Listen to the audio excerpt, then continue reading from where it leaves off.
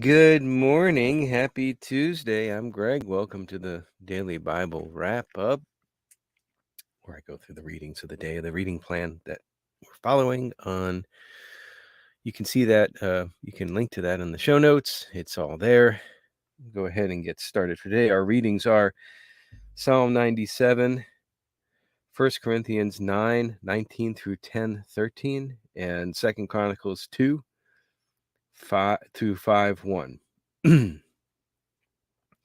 Psalm 97 seems to be another song of praise. It's also one of those psalms where nothing really jumped out at me, at least initially. I think the focal point is to praise the one true God. Quote, "Those who worship idols are disgraced, all who brag about their worthless gods, for every god must bow to him." New Testament, we're in 1 Corinthians 9, picking up the story at verse 19. Paul says he is, quote, "a slave to all people to bring many to Christ." His preaching is purposeful. He adopts his practices to those whom he preaches to.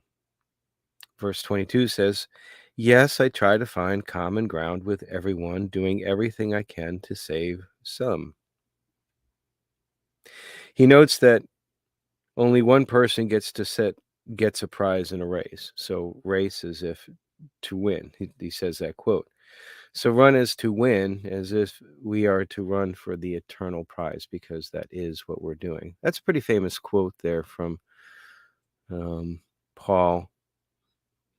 Of course, being in the running community, I probably have been exposed to that a little bit more. We continue in 1 Corinthians 10. Now, Paul's calling back to remind the Corinthians about how the people were guided by cloud and walked through the sea on dry ground. But God was not pleased with most of them. So they were scattered as a warning to not, quote, crave evil things like they did, or worship idols as some of them did. He punctuates that with the topic relevant to this letter. Remember, this is about the core is about sexual immorality. He says, "And we must not engage in sexual immorality as some of them did, causing 23,000 of them to die in one day. Nor should we put Christ to test." He notes to them that the temptations that we experience as believers are no different from what others experience. I think that's important to understand. Just because you're a believer doesn't mean that you're tempted. And the corollary to that is that just because you're feeling temptation doesn't mean that you're faltering in your belief. No, the temptation part of it never stops. There's no off switch for that. But it's how we respond. And when we're believers, we have a little bit more power, if you will, to respond, to deflect temptation. Because as Paul says, when we are tempted, quote, "He will show you a way out so that you can endure." I've never been down this path myself, but I can imagine those that are caught into the web of sexual immorality, that it is a major shift to try to change that lifestyle. And he's encouraging them and us that through Christ, that which you couldn't do by yourself, you can do. In the Old Testament, we pick up the story back at 2 Chronicles 2. Remember, we return to this book now after taking a brief pause through Ecclesiastes. Not exactly sure, again, still why that the reading plan had us flipped there. You know, Nikki Gumbel's reading plan, if you are following along, or if you're interested, with each day's reading plan, they do have a devotional, which may actually have explained that. But I don't read the devotionals.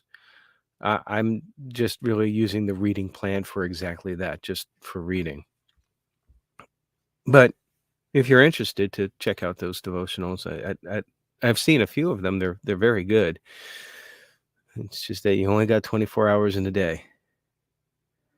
Anyway, so back to the story. We're picking up where Solomon is preparing to build the temple. 70,000 laborers, 80,000 quarrymen, 3,600 foremen. We'll return those numbers shortly. He requests cedar logs and other materials from Tyre, as well as a master craftsman worthy to work on a house for God. That King Hiram of Tyre responds favorably. Now, this is all in exchange, obviously. It's not something free. Not like I'm going to give you all this materials and one of my best craftsmen, if not the best craftsman, just for free. Now, the exchange involved wheat, barley, olive oil, and wine.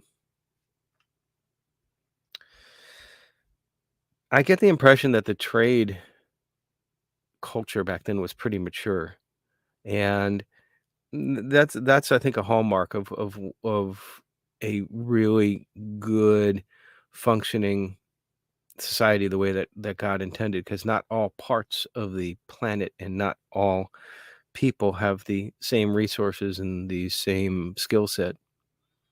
But when we work together, then we can achieve much more. We can achieve greatness. We can build a temple to God if we work together. I think that's the implied lesson here. They transported the logs. I found this a little bit interesting, the analyst in me, and I remember from reading before, and also I think we talked about it in Kings. But they transported the logs by floating them down in the waters of the Mediterranean until they got to a point where then they could transport them over land. Pretty smart, taking advantage of the natural properties of the logs. And of course, then when you're floating the logs, you can use them. I would imagine they did this as a transport ship in itself to transport other things on top of the logs. Or maybe they just floated the logs themselves, so they didn't lash them together. I didn't dig that deep. And Solomon took a census of foreigners. There were 153,600, and this is where we get back to those numbers I mentioned. He assigned them as common laborers, 70,000, 80,000 as quarry workers, and 3,600 as foremen. And then we turn to 2 Chronicles 3, where Solomon begins building the temple on the threshing floor of Aronow. Remember, we talked about that before too, and that's one of those little details that I've probably read and kind of glossed over all these years, and I'm like, oh, that's why the temple was chosen there. Now, the rest of this book is details of the temple construction. I didn't compare it with what we saw in Kings, but I believe it was in Kings. But it's all really just a listing of materials and dimensions, just like 2 Chronicles 4 is all about a listing of the items that were put in there. So I thought it would be repetitive to write all that down and to talk about it. It's interesting to read the intricacies of the details, and I've mentioned this before too, that there are people have reconstructed visually, based on these details, a model of the temple, including the furnishings and the inside. You can actually, I don't have the URL for it, but you can go in and you can look around, and I'm sure that as technology improves, they're going to make this even more immersive. Interesting how we can use technology today to bring elements of the Bible to life. Then finally, 2 Chronicles 5:1 simply says, I'm going to read the entire verse because it ties everything up. So Solomon finished all his work on the temple of the Lord. Then he brought all the gifts his father David had dedicated, the silver, the gold, and the various articles, and he stored them in the treasuries of the temple of God. That's it for today. I hope you have a wonderful day, and I hope you walk by the Spirit today. Take care.